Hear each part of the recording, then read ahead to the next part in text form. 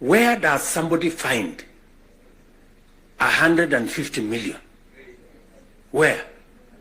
Hiya guys, back to our YouTube channel. President William Ruto ametense. William Ruto ametense. And guys, kama kuna kitu William Ruto alijikosea ni kukubalia Raila Amolo Odinga kumcontrol in his government. Na kuambia Raila Odinga is in control. Juu Raila Odinga ame-advise President William Ruto atoanishe CDF from the members of parliament. And guys, you see, wakati ambapo utakuwa umetoa CDF from members of parliament, then wakati ambapo utakuwa unapeleka pale bill kwa parliament iweze kupitishwa, hawa members of parliament hawawezi pitisha.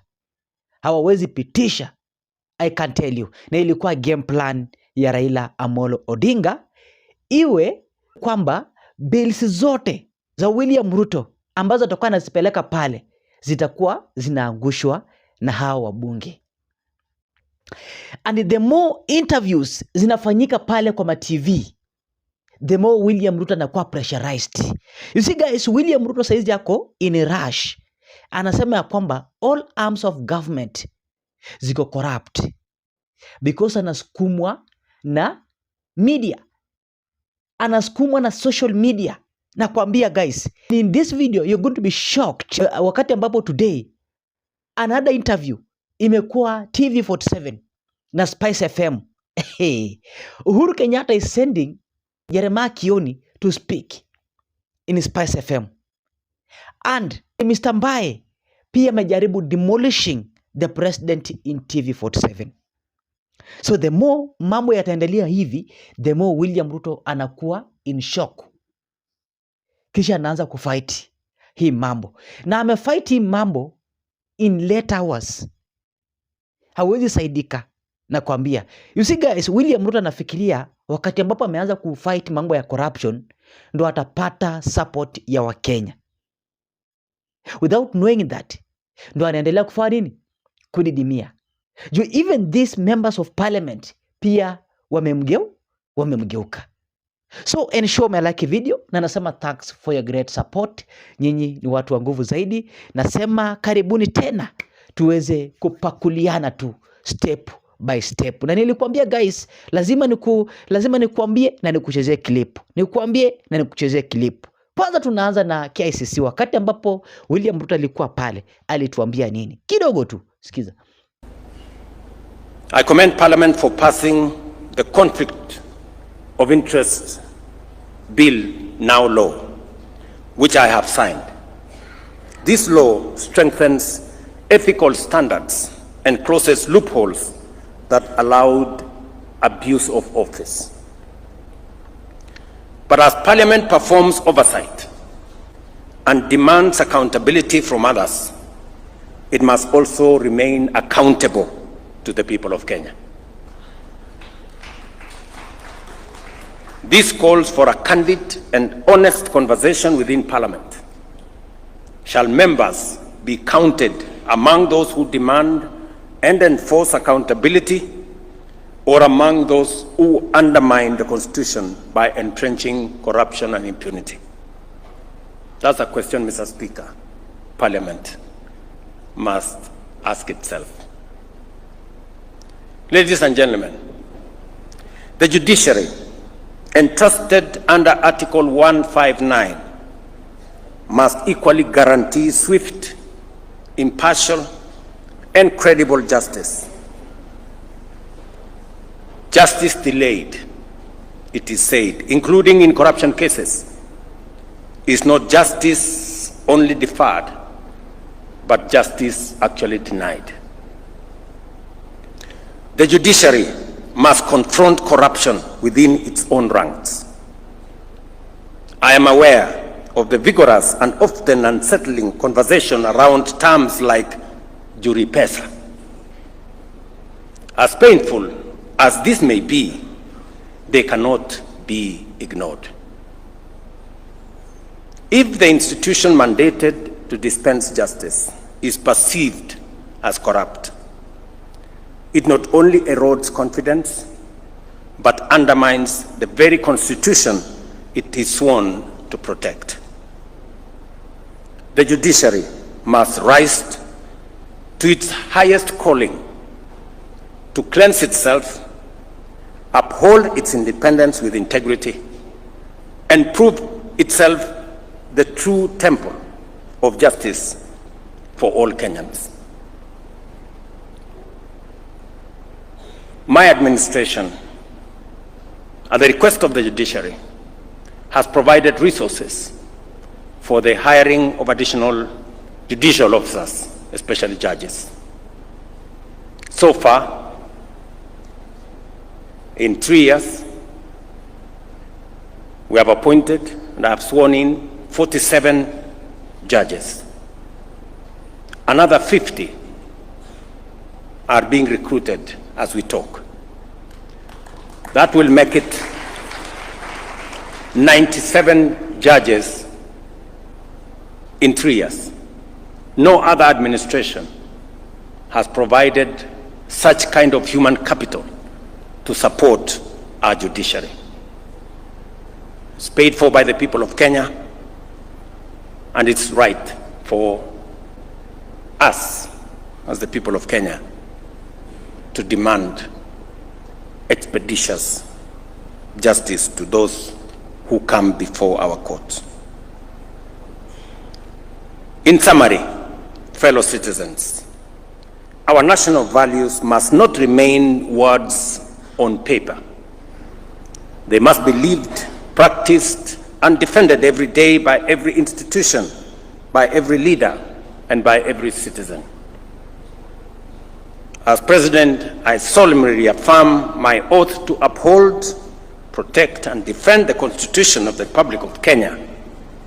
I call upon all arms of government, the executive, parliament, and the judiciary, as well as our independent institutions and every citizen of our republic to faithfully discharge their responsibilities in fidelity to the Constitution, knowing very well that all of us are citizens of this country, every right. And don't forget, today mambo yakachemka kwa ma-TV. And I don't want you to miss. Nataka usikize to the end. And you are going to realize that William Ruto ako kwa pressure. William Ruto ana pressureiziwa. And that's why William Ruto saizi halali kumechemuka. Sikiza kwanza hii. But he can't and he will not be sacked. You mentioned about parliament, they will do nothing. Envelopes will change hands. There is no political goodwill to handle Duale. So what will happen, even if it goes to parliament, even if Auditor General, let me tell you, there is a report on SHA about Auditor General questioning all these things. It is lying in parliament. There is a report from Auditor General on housing levy. It's lying in parliament. There is a report on e-citizen from the Auditor General. It's lying in parliament. Ghost schools, capitation theft, the issue of KPC sale, all those bombers deal, they are lying in parliament. Fred, nothing will happen. No, that's why he said something very important. Yesterday somebody asked me, what will happen if you close 1,000 hospitals? Is that a celebration? What will happen to the people down there? That's number one. But number two, I can tell you this. The promise of SHA was this, Fred, that people will pay 300,000 or so, depending on their incomes. Then the most vulnerable will be paid for by the state. The story changed, you must pay 1 year. Then, remember, don't give us those figures of 22 million. Fred, only the people who are being forced to pay for SHA are contributing. Mm-hmm. The informal sector, nobody. I think it's less than 10%. The figures are there. Out of the 22 million, only 4 million are contributing. Mm-hmm. Most of them are in the formal sector, where money is taken by force. If no money comes in, then it cannot be sustainable. Why? Because there's no trust. People used to contribute to NHIF because they knew if I pay 500, I'll go and get treatment. Today, people are dying from all those diseases because they don't have faith in SHA. That is the problem that we have. But let me tell you this, Fred. When people ask us why we are saying one term, now we don't need to go to the answer anymore. It's because of the pain we see. The pain of literally being milked dry. The pain of money lost in e-citizen, in housing levy. There are a lot of private interest inside all these things. Issues on Adani, issues on Bomas. Today, nobody knows what is happening there. No public information. Issues on grabbed things. When there is a housing levy here, there are like over 32 consultants today working on housing projects. 32. Who they do, nobody knows. Yet they are paid every month. Money is flowing like nothing. So much money until there's more money to be taken to treasury bids. Now, when we say one term, Fred, is a pain of literally saving this country. Literally, from whatever we can do. But because we are good people and we are patriots, we are saying, God, keep us alive until 2027. That's why the pain is there across the country. People are paining. And by the way, people don't need to be told anything about these stories. People can see, can watch, look at the social media and see how the country is bleeding. All these stories, people have come to an end. By the way, Kenyans have come to an end. There's only one line from the national anthem. Justice be our shield and defender. Our last line, Fred, today is the Constitution, or rather, the judiciary. Those are people who are going to save this country. All right. That's why we have a team of over 30, 50 lawyers from across the country who are every day looking at all these things and lashing to court to try to make sense. Corruption issue, out. Because you cannot bring all these institutions and put them in your office. The compensation issue, Fred, okay,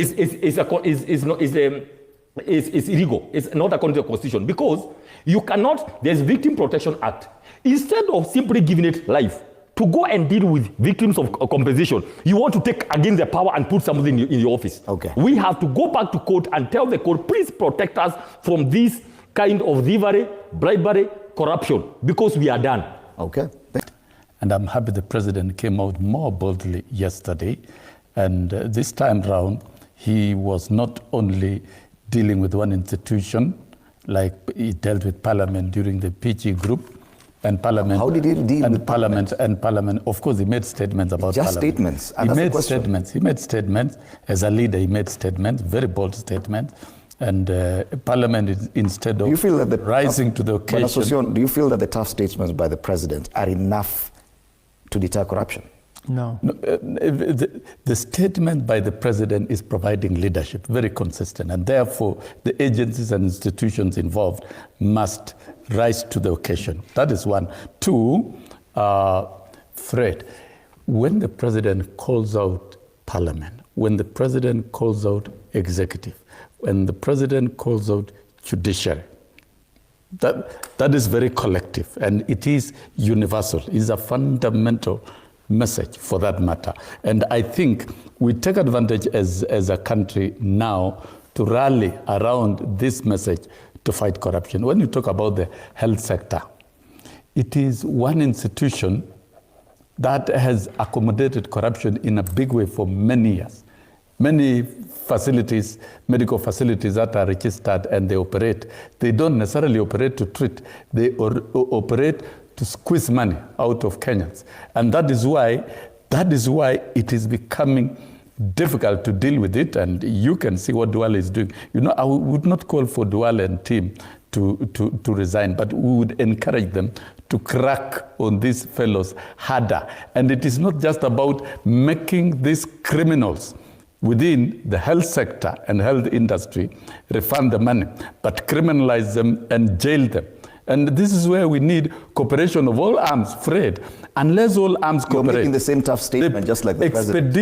Expeditious prosecution, because that is the truth. Later, you're still talking tough. The president himself cannot prosecute. It is the judiciary to do it. He's the one who The president himself cannot investigate. It is EACC and DPP. And as the overall leader of government, he has made a very bold statement. This paper is pointing at particular individuals, Baraza. Untouchable. Don't you think that's where the president should start? The chairperson of SHA, fingers have been pointed at him. The CS in charge of health, whether or not directly involved, he has failed to some extent. Let me just ask something. When you talk about SHA, what comes in your mind? It's corruption. Left. Because how was it created? Under certain controversy. So there is no need for Aden Duale to resign. Ama jamaa wanafaa kuarestiwa tu. Uhuru Kenyatta nilikwambia mouthpiece yake ni Jeremiah Kioni. So Jeremiah Kioni huwa anazungumza on behalf of Uhuru Kenyatta, the former president. Sikiza. The office of the president And the day before promulgation. the day before, and the big question that was there was, now that we have done all that needed to be done, and I think it's good to commend people like Martha Karua, because Martha Karua is one of the champions, or the person who was able to get the constitution pathway, what we needed to do, when and after what, which had been a problem there before. I remember that day we woke up and went to the office of the president, and the question was, now tomorrow we are giving ourselves a new constitution. What role do we play? Tumekuwa tukifanya kampeni kubwa kuyuza, and now we can see that the big day is coming, and we found like we had no role. That is the nature of politics. And again, we also had now the Prime Minister, Raila Amolo Odinga, whom we also didn't know which role he was going to play in that whole process. We had Parliament that we also wanted to find out what were they going to do come the following day. And one of the very interesting things that we were told by, I think that time it was called Kehara, just as a way of dealing with the first issues. They said Mzee Kibaki and Mudaura are seated in State House, and when they come out, they will give us the way forward. And nobody had answers. And sure to it, they came out at around 5. And by 9 o'clock in the night, 10 o'clock, they knew what they needed to do the following day. And we were at all system go. Why? Because there was a point at which, when you are moving from the old constitution to the new constitution, where we were not sure who was in charge. And that woman needed to have been managed very nicely. And that's another story we can tell another day. Dennis is here to do the investigative journalism. Here at our vizuri. And you can look at the pictures at Uhuru Park. A little bit of jostling, elbowing to ensure that you remember after the constitution, Raila had now to be given to sign like he was being a contract. Very interesting transition of things. But we are here 15 years later, and while we have a lot that we can complain about, and we should complain about, we are disappointed about, I think it's also good to take cognizance of the fact that a lot has been achieved. If it wasn't for the 2010 constitution, with the kind of executive that we have today, we would be doing very, very, very badly, worse off than we are doing today. So you're saying that the constitution served as a buffer? It does, because this issue of the sovereign power of the people, sovereign power belongs to the people. You may take it like it is kitu tu imeandikwa, but the fact that Kenyans became aware that actually they have power over their leaders, that was not there before. During Moi's time and even Kibaki's time, ilikuwa ukiona mtu ya serikali na crown ama gari imepita na GK unagonga kwa kichaka if you're in the rural areas. But people, that has helped Kenyans to say no to some things. When you are being arrested, you say why. We have not been able to deal with the corruption the way we should have dealt with it, even when we are aware of that power. But it is something that we must celebrate and perhaps continue helping Kenyans understand how to make use of that provision. But also, those of us who are there under the old constitution, we know there was no separation of power. The president was the one in charge of the judiciary, in charge of executive, running parliament. Parliament was being run like a section, not even a department within the office of the president. That we can see separation of power as whether we have achieved what we wanted. No doubt we are far from it. We have the 5, that time, those days ilikuwa uingia ofisi, alafu Mwenyezi Mungu ndio atakutoa pale pengine ukikufa. But we now are certain that after every 5 years, Kenyans have an opportunity to go back and decide whether to go on with the same mess or get themselves out of it. I've mentioned the judiciary and all those other issues. We have the issues of devolution is another major achievement under the new constitution. As to whether the money that we give, over 400 billion shillings that go into the counties, is it being used for what we intended to do? Another big question. I would say no. We may have failed on the issue of accountability and perhaps ensuring that the resources that went to the counties, we can be able to account for them. I am happier. I'm happy that we also have the economic rights in the constitution that was not there before. Right to education, health, shelter, all these things. The fact that again, are we celebrating them the way, or are we making progress like we should have done? Somebody will say so in housing, but again, we can see how it has been. That right has been used by those in power to get us poorer. The rights to expression, association, and all the rest, media houses. I mean, if it was Kanu's day, hii amuka naye leo, ungekuwa umeenda bali sana hii. So and we must celebrate you, the Standard Group. You have done us proud. You are almost the only media house that has kept us. We wake up to look at your headlines. Umesema nini? Not because we are very happy when we hear that Kenya is it's a scandalous country or it's a crime scene, but it's being reported that that's a way of oversighting. And we know it comes with a cost to it. Yeah. You will suffer, but I hope one day it will pay. It is already paying. So a couple of things that we can continue talking about. So it's 15 years later, a couple of things that we can be happy about. Many other issues that also required to have been handled better, but the issue of representation is still something that we fear. We had thought that by this time we would have, more, would have dealt with the unequal levels of representation within our institution and especially within Parliament. That is still out there and pending. The commissions, we had many constitutional commission, which was also supposed to have been another major achievement for us as a country.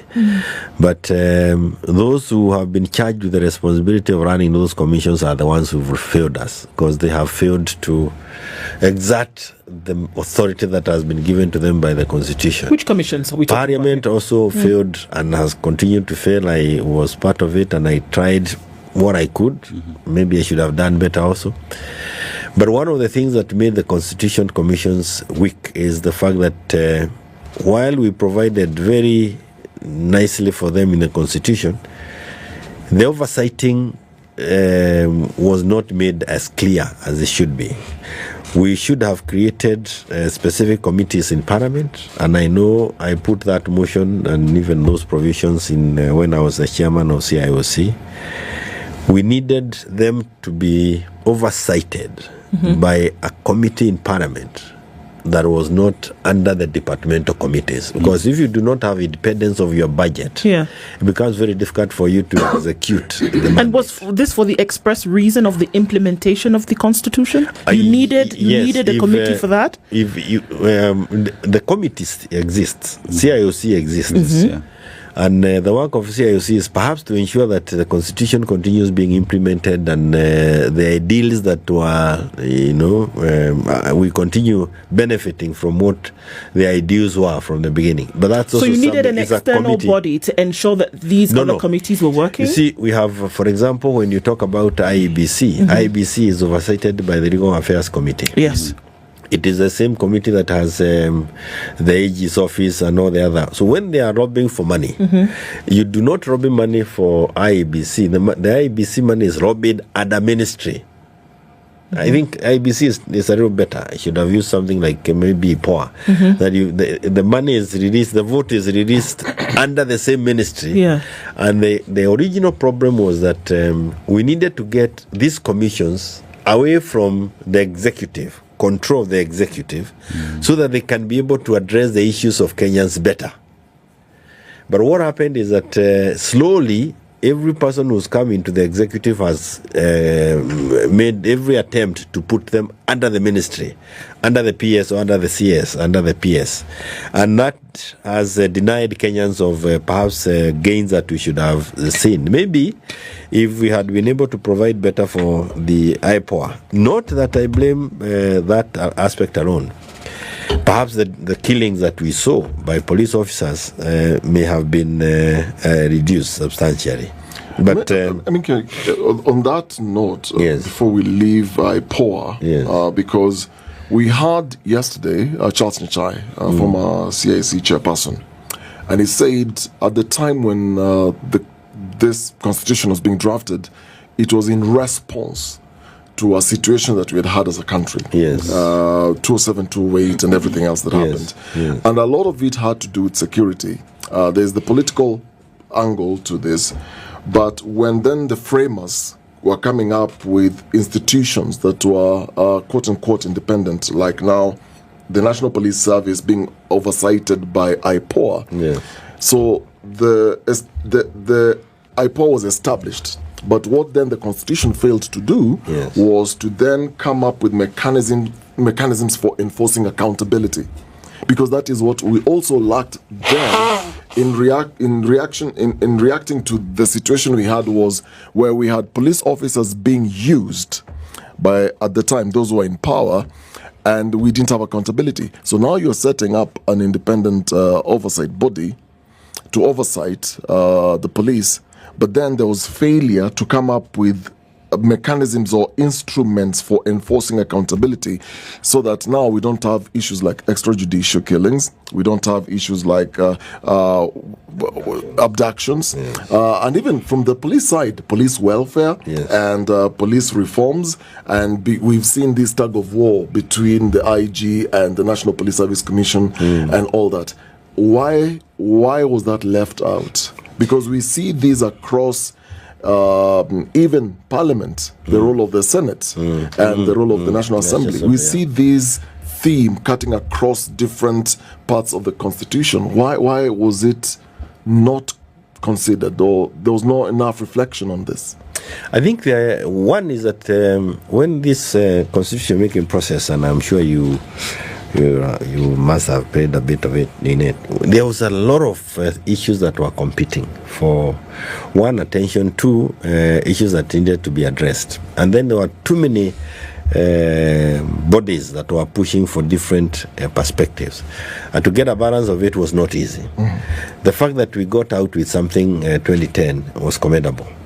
The other thing that we also got out of it was that Nyachai Commission, and that is an aspect where we actually failed to address those issues that needed to have been perhaps addressed then with a clarity.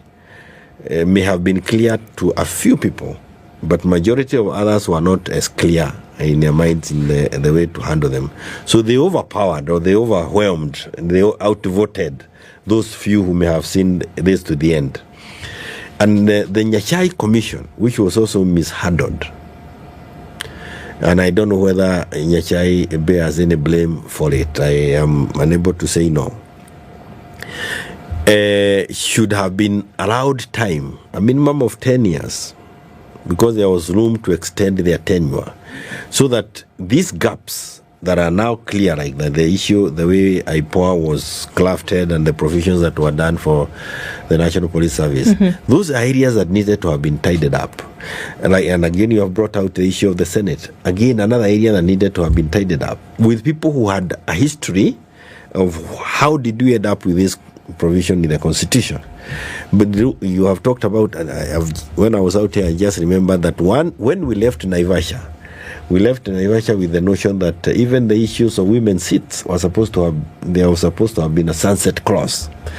So there was quite a bit of tidying up that needed to have been done, but we did not manage the transition of all the other clauses that needed to have been listed after 10 years.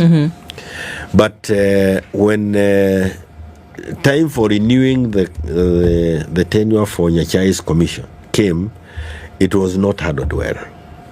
I don't know whether Nyachai had injured or scared too many people. There wasn't enough energy in Parliament to renew the tenure. It was collapsed quickly. And then what those in Parliament said then was that the CIOC was supposed to take over this exercise. The Constitution Implementation Oversight Committee of Parliament was supposed to take over. But again, then the Speaker of the National Assembly then, after they were supposed to do what Nyachai was doing, that committee was also collapsed in Parliament, but just being made redundant. And perhaps those who are in it also did not quite get the momentum. So I accept there are many areas that needed to have been provided, and there are still gaps that are yearning for, and including the issue of how we manage the resources. Treasury, I don't think that is we intended to devolve and then leave the management of our kitty with the national government. We should have perhaps taken it to a more neutral arbiter. So there are quite a number of things, quite a number of areas that requires to be addressed. As to whether we will have the courage to do so, I see those attempts being done. It was made through the BBI. But again, that didn't come through. We were there in the Nandiko. You could still see some attempts being made to address some of the shortcomings. But again, you can see when addressing one, there is always an attempt to almost claw back the gains from the Constitution. Courage is a byproduct of will. In some cases, it can be. It can be a byproduct of will. That if I have the desire to do something, that along the way I can pick up the courage, I can pick up the wherewithal, and all of these things to then push, because it's all coming from a place where I have that absolute desire to ensure that this thing has actually been done. Do we see then that there is actually a desire? Is there a will to have some of these things put in place? Because, for example, members of parliament can be recalled by the people who put them there in the first place. According to this constitution that was promulgated in 2010, it is allowed for. However, some of the things that we see, because of the constitution, parliament then comes in to then make laws that will now bring this constitution to life. That's the way it was envisioned. That's the way it's supposed to be.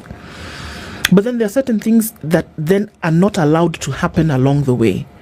Is this not then a direct contravention of this constitution that is supposed to be one and for all? You know, this constitution that we have is a really negotiated document.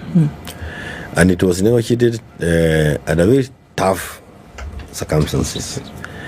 And this constitution also needed, because of the previous constitution, it also needed to be passed by the same parliament. And remember, this constitution, new constitution that is supposed to be passed by parliament, is taking away some powers from the parliamentarians who are supposed to implementing. It is introducing accountability issues to members of parliament who are supposed to pass it. So that became another very difficult phase of the constitution. And one of the things you've mentioned was the recall clause, which had been campaigned for, but Kenyans themselves had clamored for that. How do we recall these members of parliament who go there and insult us?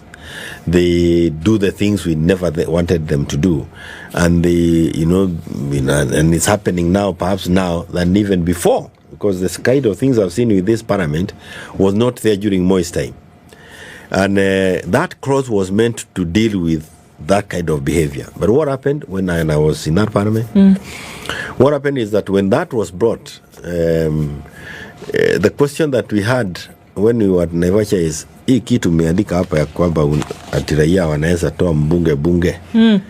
Mumeandika namna hiyo na mnataka niende nipitishe nikiwa bunge. Sitapitisha hii nitaangusha hii katiba yote kwa sababu ya hii provision. That was the thing. Members of parliament, I'm talking from, but members of parliament were going to bring down the whole constitution just because you said you are going to recall them. So what did we say? We said, right to recall, but parliament will make laws or regulations. Will provide an enabling framework, statute for that to happen. And those of us who perhaps had an understanding of what we were saying or what we were doing was, yes, wapelekee watatengeneza sheria, which we did, that will make it impossible to be recalled. So one of the things we said when you were in parliament is you cannot recall unless after 2.5 years. You cannot be the one initiating the recall if you are running against me. You cannot run if you are the one who initiated recall. Some very, very clauses that were very sweet to those of us who are making, but making it almost impossible for the recall clause to be ever used or implemented. But we also knew. You did this intentionally. we also knew, some of us knew that if we allow the judiciary to function independently, this act that we have passed will be unconstitutional. Jeremiah, are you saying just that a minute. intentionally? Let me. You know, I think history will help you, or will help those who are coming after us to know how to deal with some of these things. There was no way the Constitution was going to pass in Parliament with that recall clause. So we were going to lose all these other things just because of that recall. So it requires a little bit of imagination, and Nakina Onengo and the late Mutura Kironzo were there to guide, and it was clear to us that members of Parliament will pass a law that will protect them against this. But if the judiciary sits and does what is expected of them, they will do away with that act and call for a better act, which is where we are today. That act was declared unconstitutional. What Parliament has also not done, because there has not been enough pressure, was now to enact another law that will pass the constitutional threshold. Now that is what you heard Wetangula saying, they have not slept over that. The civil society needs to be very vigilant. And now Kenyans, because they now very vigilant on that provision. And of course the court also will help because they declared some specific clauses and constitution that was making it difficult. But Jeremiah, you speak as though you were, what was done at that time, I'll tell you something more. It's as though somebody took a walk to town. And this is actually a little bit more heavy than with what you're giving. I'll tell you another clause. Sorry, Jeremiah, you're telling us very nonchalantly now that we essentially sat in Parliament some years ago and decided that there would never be an opportunity for anybody to recall. Based on what you said, there would not be an opportunity, or you wouldn't make it easy for anybody to recall a member of Parliament, and you also knew that you had to essentially limit the powers of the judiciary to do this. I'll tell you something else that was done. You did this at the time. As you sit in judgment. And why is that okay? As you sit in judgment, you'll appreciate what sacrifices were also there. There's also the issue of the CDF. The Constitution, this you have seen, now we call it the NGCF. And I've never bothered to call it NGCF because I understand where you're coming from. CDF was left in the Constitution by the very serious constitutional lawyers, and for the same reason that if you take away CDF from these members of Parliament and you want them to pass the document will not pass. Can we be able to pass what we can pass now? Keep this here, it will be challenged in court. Eventually the court will declare it unconstitutional, which has happened. And the members of Parliament have sat there believing that they can pass an amendment to get back the constitution, including some very senior council members. And we see they even did an amendment on the floor. But those of us who can recall, we clearly know that unless you have a referendum on that issue, it will never be constitutional. And two, unless you change the form of governance, you will not get CDF with the members of Parliament. Some of that statement I've made now was almost impossible to make 15 years ago. Jeremiah, I hear you and speak. I can tell you this, because allow me to just speak more. Even now, 95% of members of Parliament have not woken up to this reality. I'll tell you another one that is waiting for us to get into a crisis. The issues of boundaries. I've seen people dealing with these issues. Those who understand, and especially those who've been in the IBC, they know how difficult it will be to deal with the issues of boundaries. But it will require what you have just talked about, character. Why? Today, as we speak here, members of Parliament have no role in the delimitation of boundaries. But all those who are seated in Parliament today will claim that they are the ones who have a role as to where the boundary of a constituency should pass. Why was that denied to members of Parliament? Because it was clear. If you allow members of Parliament to have a say in the boundary delimitation process, nitakata tu kulingana na vile nitashida. So they have no role But what the amendments that I've seen coming to the floor are amendments that were supposed to claw back and give them a lot in the democratic process. But again, that was done, and it is not something that they will read and know that easily. Because again, kama ni kitu together na we give them that civic education, then hiyo katiba ingepita. So a little bit of making it difficult perhaps for myself by letting you into some of the debates that we had at Naivasha. We're going to come back to that in just a minute, but Dennis has a question. Let's get to that. Yep.